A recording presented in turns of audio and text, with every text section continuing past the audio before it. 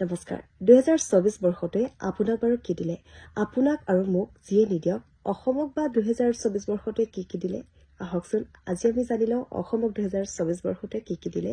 আজি মই লৈছো অসমীয়া প্ৰতিদিন কাকতখন আৰু আজি 31 ডিচেম্বৰ অৰ্থাৎ বছৰটোৰ শেষৰ প্ৰতিদিন কাকতত খুব ধুনীয়া কেইটামান পইণ্ট উল্লেখ কৰিছে যে আমাৰ অসমখনক 2024 বৰ্ষতে কি দিলে প্ৰথমে যদি ক'বলৈ যাওঁ অসমীয়া ভাষালৈ ধ্ৰুপদী ভাষাৰ স্বীকৃতি এই 2024 চনতে অস্কাৰ সমিতিলৈ মনোনীত হল ৰীমা দাস নোবেল জয়ীৰ গৱেষণাৰ সহযোগী হল ৰুবুল মাউত 317 দিনত মটৰচাইকেল চলাই 64খন দেশ ভ্ৰমণ কৰি গুৱাহাটীৰ মীনাক্ষী দাসৰ চমক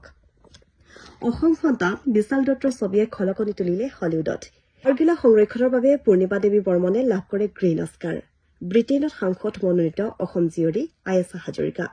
অসম সন্তান ধ্ৰুৱ বৰঠাকুৰে যুটীয়াভাৱে প্ৰতিষ্ঠা কৰা ষ্টাৰ্টআপ 905 কোটি টকাত বিক্ৰী ইতিহাস ৰচি ভাৰতীয় ক্ৰিকেট দলত অন্তৰ্ভুক্ত হল অসম সন্তান ৰিয়ান পৰাগ